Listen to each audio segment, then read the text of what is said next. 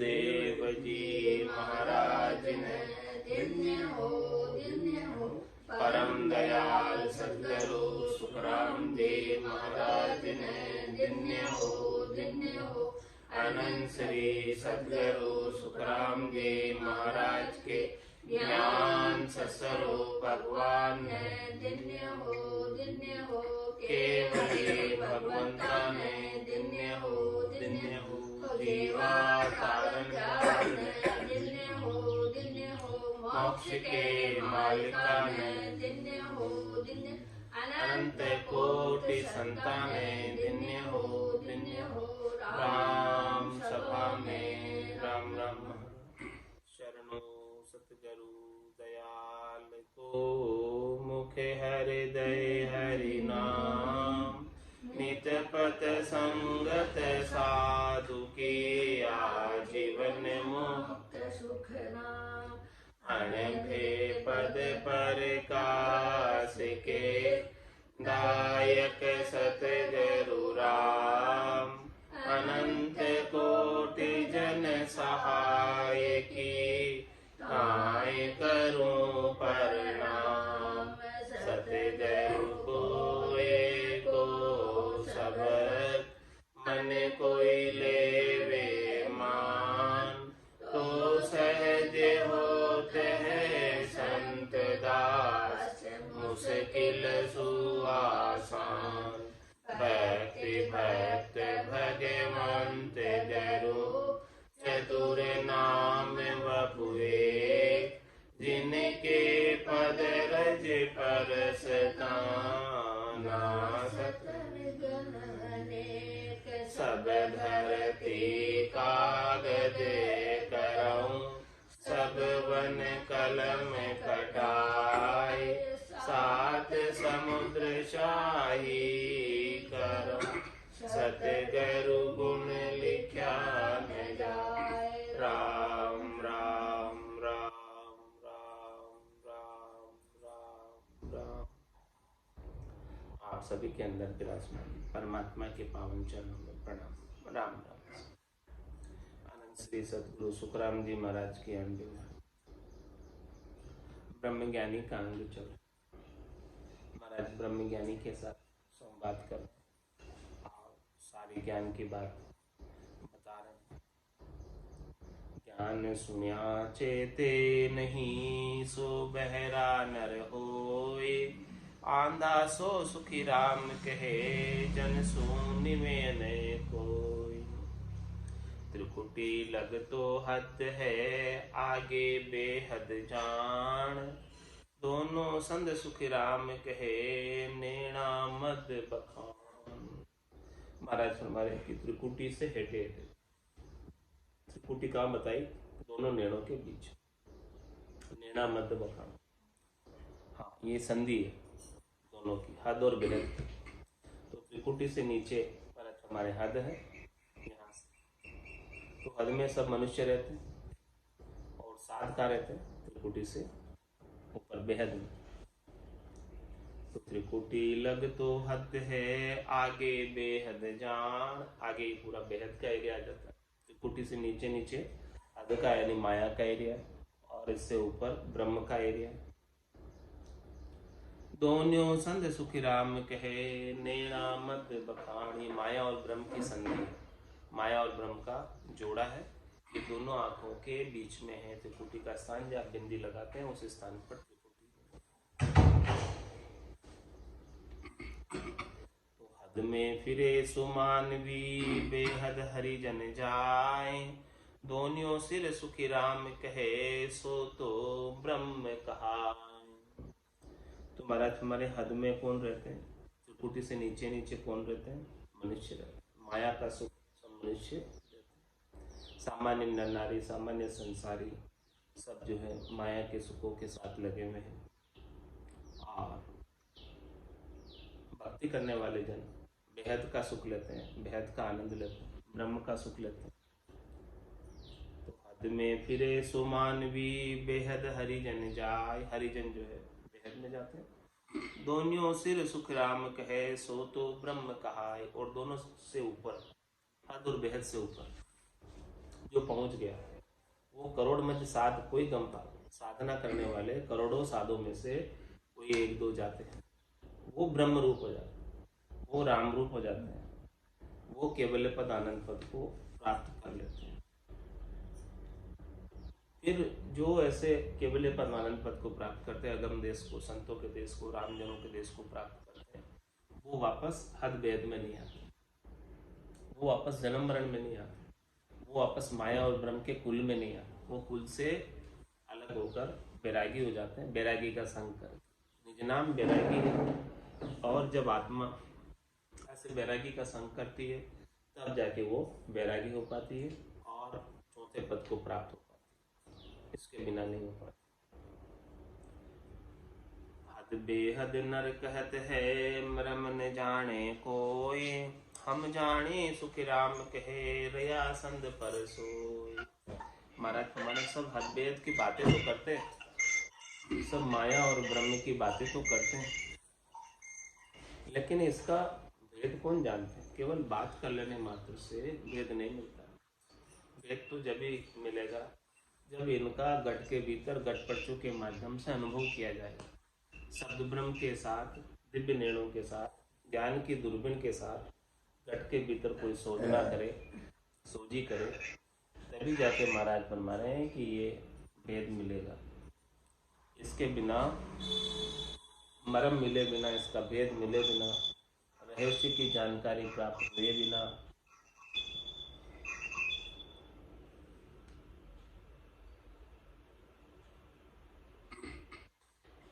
परम पद की प्राप्ति नहीं होती। हद भेद में ही रह जाते, केवल बात करने में रह जाते हैं।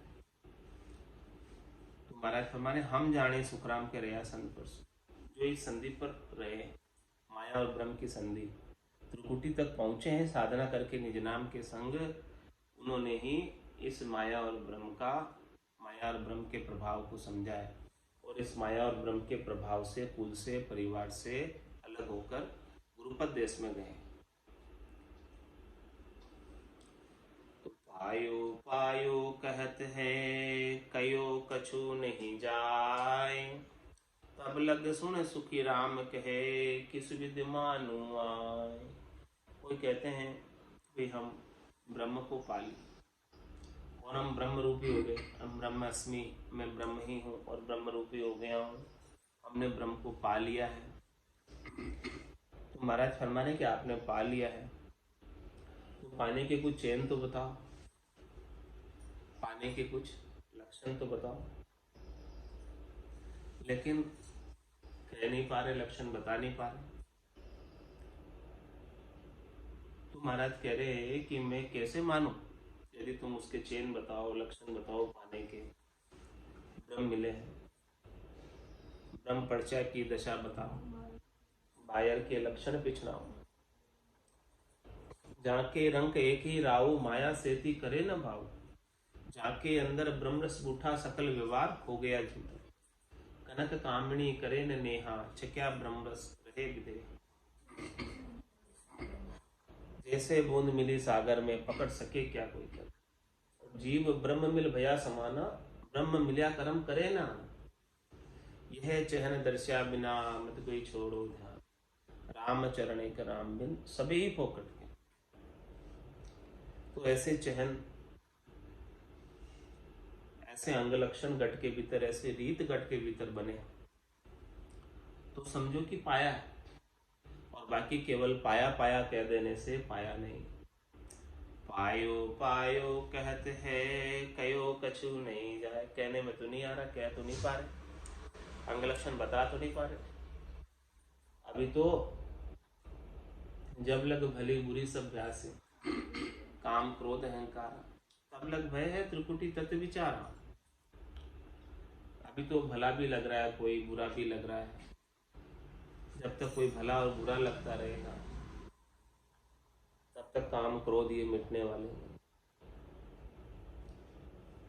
और अभी तक तो सम्मान अपमान सब लखने में आ रहा है।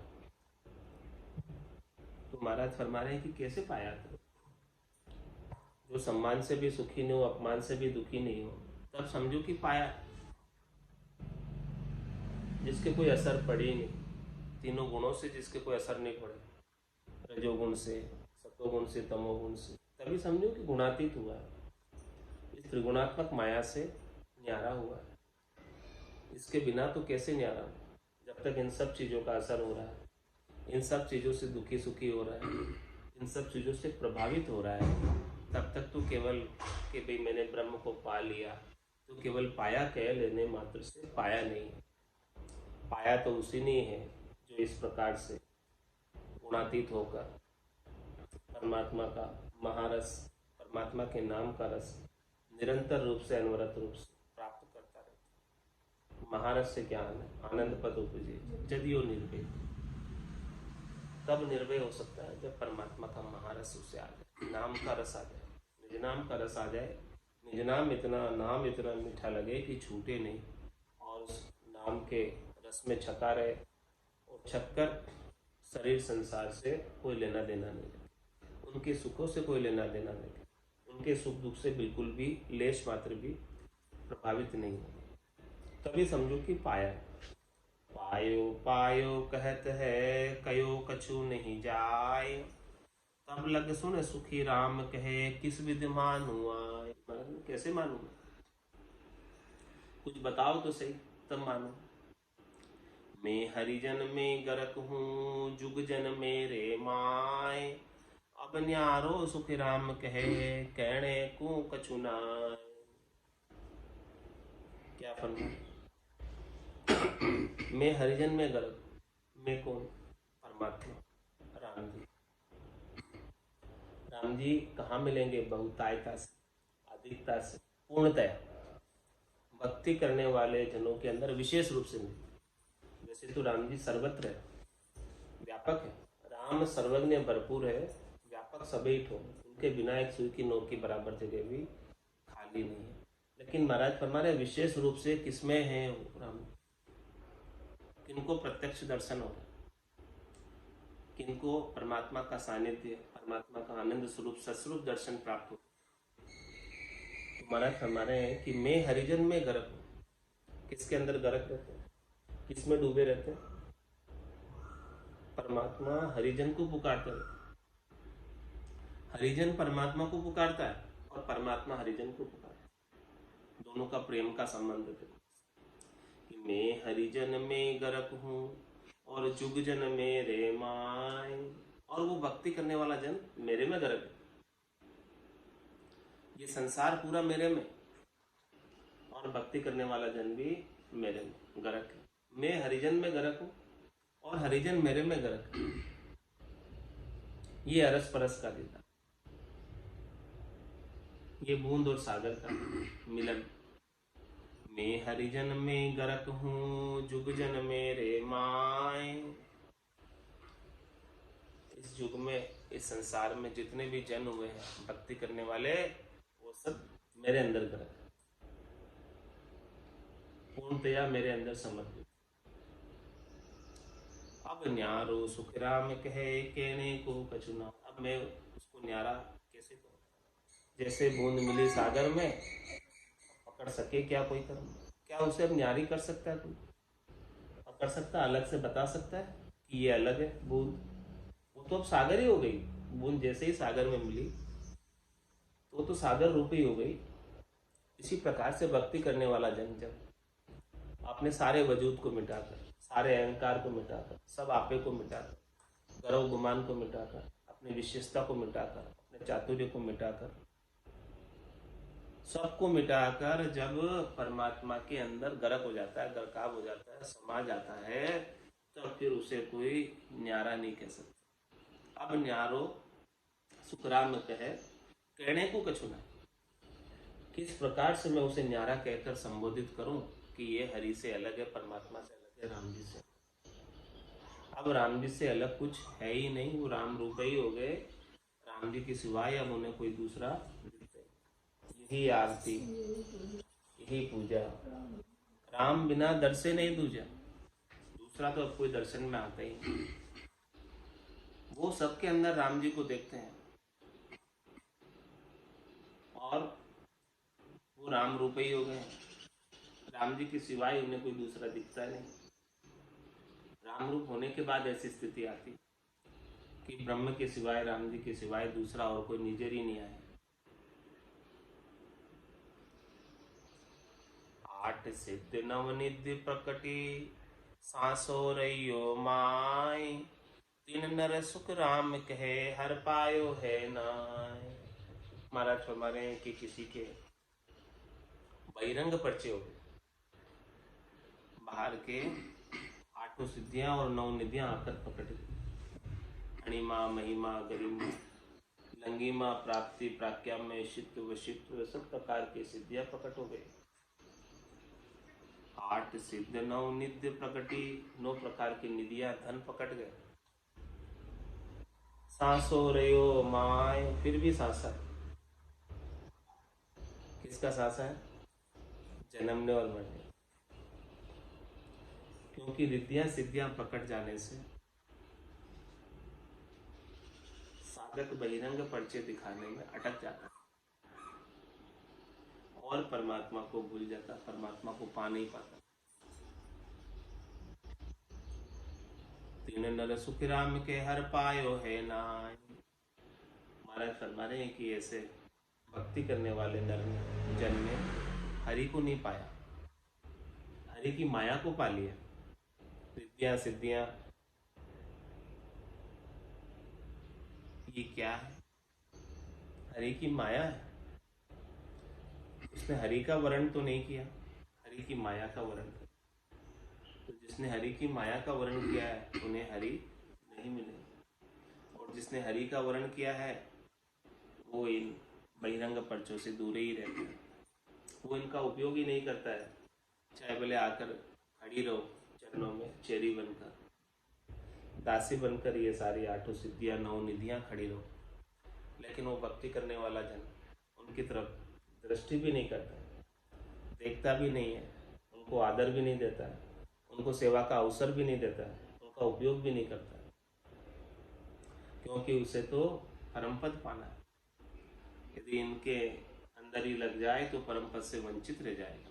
3 लोक सु भया उदासी, जे जन अमर लोक का वास। अमर लोक का वास प्राप्त करना है तो ये त्रिलोकी के सुखों से, रिद्धियों सिद्धियों से, इन सब से उदासीन होना पड़ेगा, तटस्थ होना पड़ेगा कि ये इनके हमें लाभ नहीं लेना है, इनसे सुख नहीं लेना है।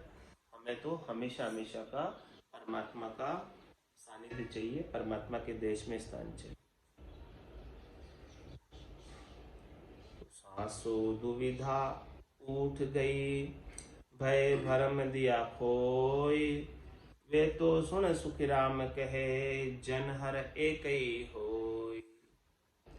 जिसके इस प्रकार से सारा सांसा, दुख, संशय, भरम, शरीर, संसार के सुखों का मिट गया।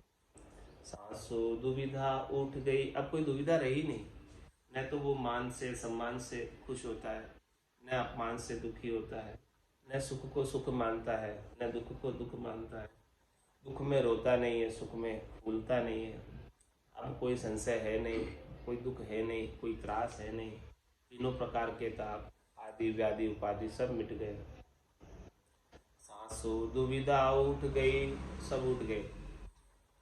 भय भरम दिया खोई, और जितने भी भय थे, जितने भी डर था, जितने भी फोबिया थे, वो सब समाप्त हो। जिसके इस प्रकार की स्थिति बनी है वो क्या कहलाएंगे? वे तो सुन सुखराम के जन हर एक ही हो। वो जन, अब वो जन नहीं रह गए, अब वो क्या हो गए? हरि ही हो गए, हरि रूप ही हो गए, राम रूप ही हो गए। और जिनके अभी सांसा है, जिनके अभी दुविधा है, जिनके अभी कोई डर है, जिनके अभी कोई भरम है शरीर संसार के सुख का, तो वो महाराज फरमा रहे हैं कि हरि में एक मेक नहीं हुए। इसीलिए सब चीजें, वो हरि तो निर्भय कर देने वाले हैं। हरि का पद तो निर्भय पद है। तो जिसको ऐसा निर्भय पद प्राप्त हो गया, भला उसको कैसा डर, भला उसको कैसा भरम, कुछ भी नहीं रहता। तो अभी समझो कि वो हरि का जन हरि में एक मेक हो गया, रस परस हो गया, अब वो बूंद वापस अलग नहीं की जा सकती। वो अब सागर ही हो गया, राम ही हो गया, राम रूप ही हो गया।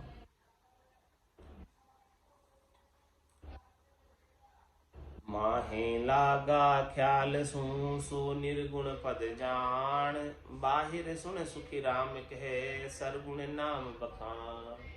दो प्रकार की साधना है महाराज। एक तो निर्गुण की है और एक सरगुण की है। जो भीतर की साधना करते हैं, अंतर्मुखी होके कट पच्चू का अनुभव करते हैं, भीतर में जो ख्याल हो रहे हैं, भीतर में जो चैन बरत रहे हैं गट के भीतर, वो निर्गुण की भक्ति है। और बाहर जो चैन चमत्कार हो रहे हैं, बहिरंग जो पर्चे हो रहे हैं, वो महाराज फरमा रहे हैं कि सरगुण का प्रभाव, सरगुण के नाम का प्रभाव। एक तो निर्गुण नाम है, निराकार नाम है, निरंजन नाम है, अजोनी अजन्मा नाम है, वो गटपर्चों का अनुभव कराता है। और जो सरगुण का नाम है वो बाहर विद्या सिद्धिया करामात करतूत प्रकटाता है।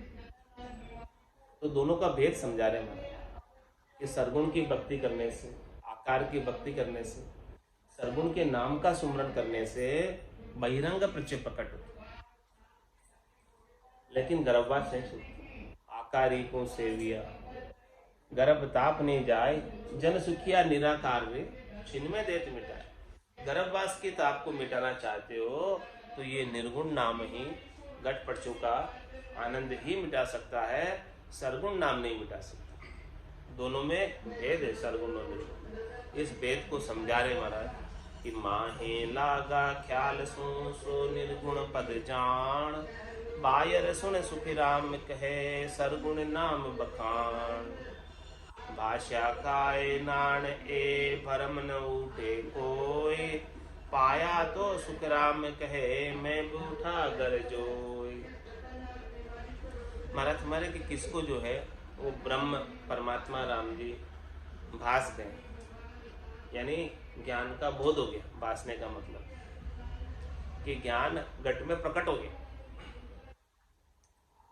जैसे भगवान बुद्ध को ज्ञान का बोध हुआ था, वैसे ही महाराज स्वयं भाषा का ऐनानी है। जिसको भाषा है, जिसको ज्ञान का बोध हुआ है, उसका क्या ऐनान,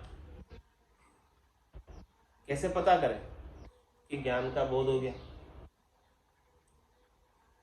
तो उसका पता ये है, ऐनान ये है, चेन ये है, लक्षण ये है कि भ्रम न उठे। तो अब उसे शरीर संसार के इंद्रियों वस्तुओं के सुख प्राप्ति के उपायों का भ्रम नहीं होता।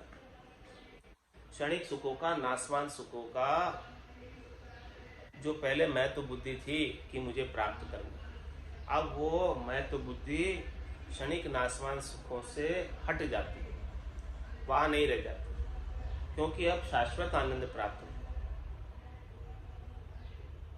हमेशा हमेशा का घट के भीतर आनंद प्राप्त हो गया। तो ये जो नाशवान सुख थे, क्षणिक संसार के सुख थे, वो सब फीके लगने लगे। तो जब फीके लगेंगे तो क्यों उनकी प्राप्ति का उपाय करेगा और क्यों उनको उपयोग में ही लेगा? तो ये ज्ञान के बोध होने का, परमात्मा पद को प्राप्त होने का लक्षण है कि भाषा का ऐनान ये भरम न उठे कोई, और पाया तो सुख राम कहे मैं बूढ़ा घर जोई।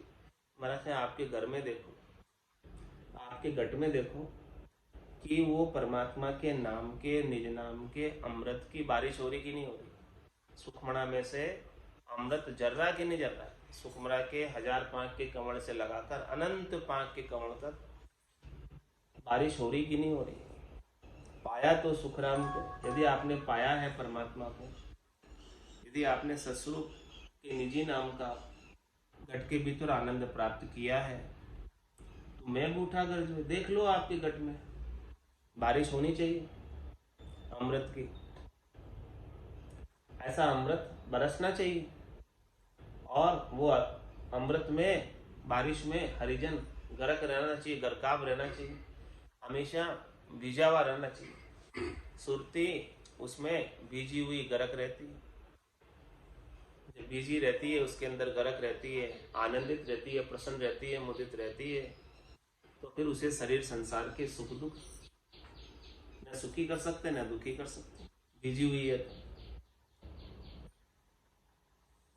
तो भाषा का एनाणिये भरम न उठे कोई। प्राप्त हो गए परमात्मा, पूर्ण स्थिति हो गई, तो ये परीक्षा बता रहे हैं, कसौटी बता रहे हैं। ऐसी कसौटी परीक्षा स्वयं अपने अपने अंदर कर ली कि परमात्मा मिले कि नहीं। मिल गए तो ऐसी स्थिति बन जाएगी, नहीं मिले तो अभी साधना करनी, आगे बढ़ना है, थोड़ा समय और लगेगा, मिलेंगे तो सही। क्योंकि जिसके निज नाम जागृत हुआ है, जागियो नाम तंत्र हरियो, जब तक केवल पासी, लाखा गुना खून पड़ जावे तो ये मिनखा दे तो आसी, जात जात आनंद कर जासी, आगे पीछे सोई, मिनखा दे बिन और दहेरे, यो अंश दरे नहीं जाएगा आनंद पद में, और मिनखा देई के अलावा अन्य देई में नहीं जाएगा। जहाँ से साधना छूटी है, जहाँ तक की स्थिति पिछले जन्म में हो गई है, उससे आगे की स्थिति अभी बनेगी।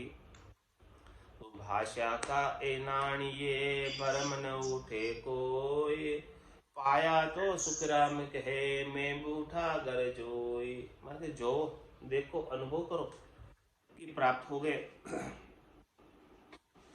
और आगे वर्णन करके बता रहे हैं, भाषा बिन वाणी नहीं, बिन पाया नहीं नूर, निपजा बिन सुख राम कहे नहीं है राम हजूर।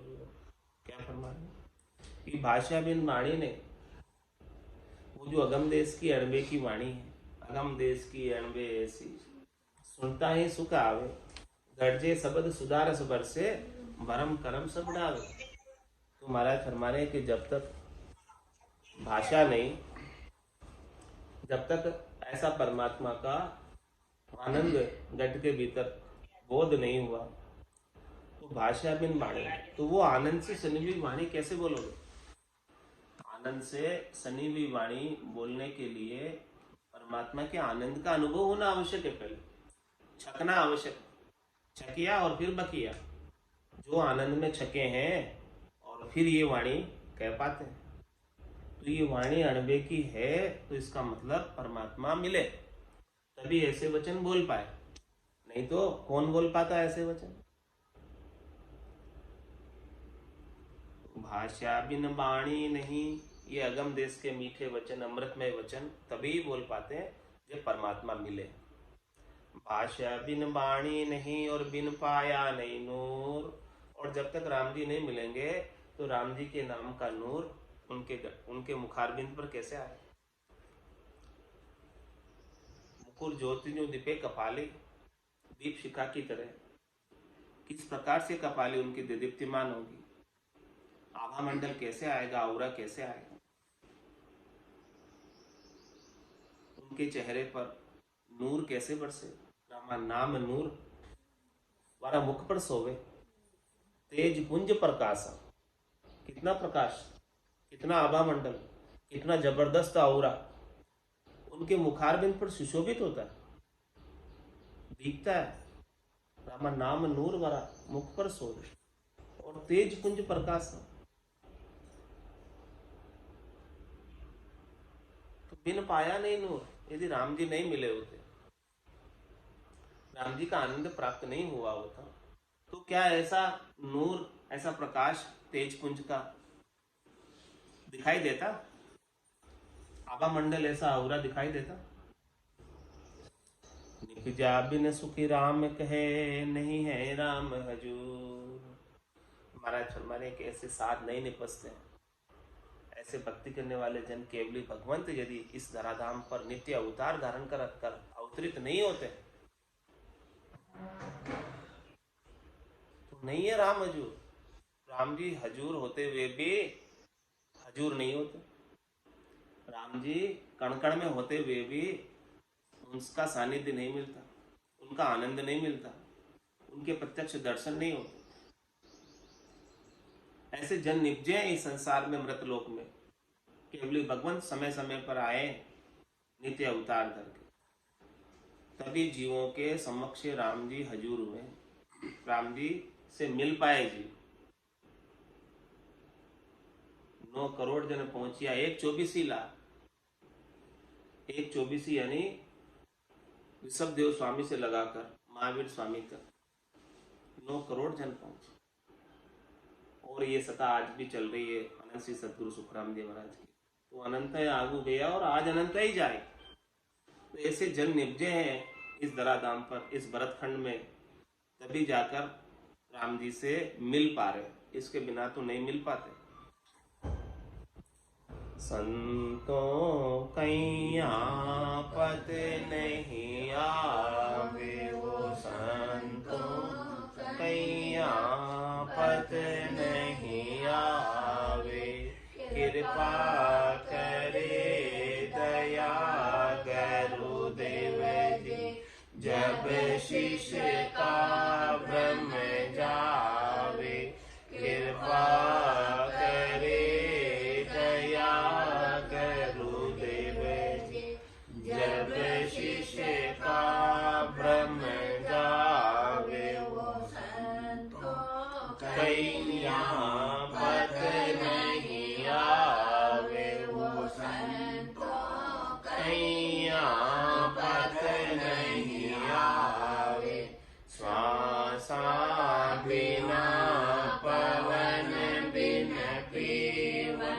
जहाँ निज मन मन नहीं कोई, श्वासा बिना पवन बिन पीवन, जहाँ निज मन मन नहीं कोई, सुरत निरत नहीं चित चेतन, वस्तु अमूलक होई, सुरत निरत नहीं चित चेतन, वस्तु अमूलक होई, वो संतों कैया पद नहीं आवे, वो संतों कैया पद नहीं आवे, आखा परा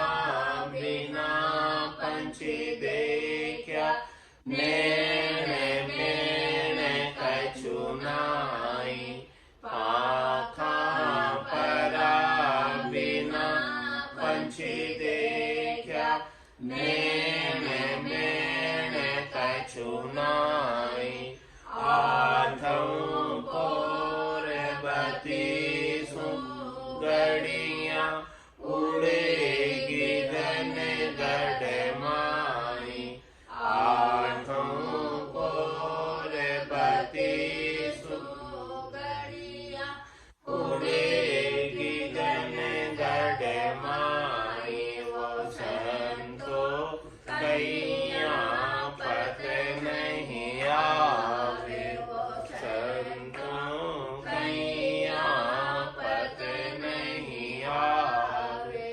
सोऊं तो सोवन नहीं देवे, जग सुहे तन बांधे, सोऊं तो सोवन नहीं देवे, जग सोहे तन बांधे, 5-25 किया मुख आगे, चोख गिरन दिस सांदे, 5-25 किया मुख आगे, चोख गिरन दिस सांदे, वो संतों कैया पद नहीं आवे, वो संतों कैया पद नहीं आवे, कै सुख राम सबद की महिमा, कहता मनयन ताई, कै सुख राम सबद की महिमा,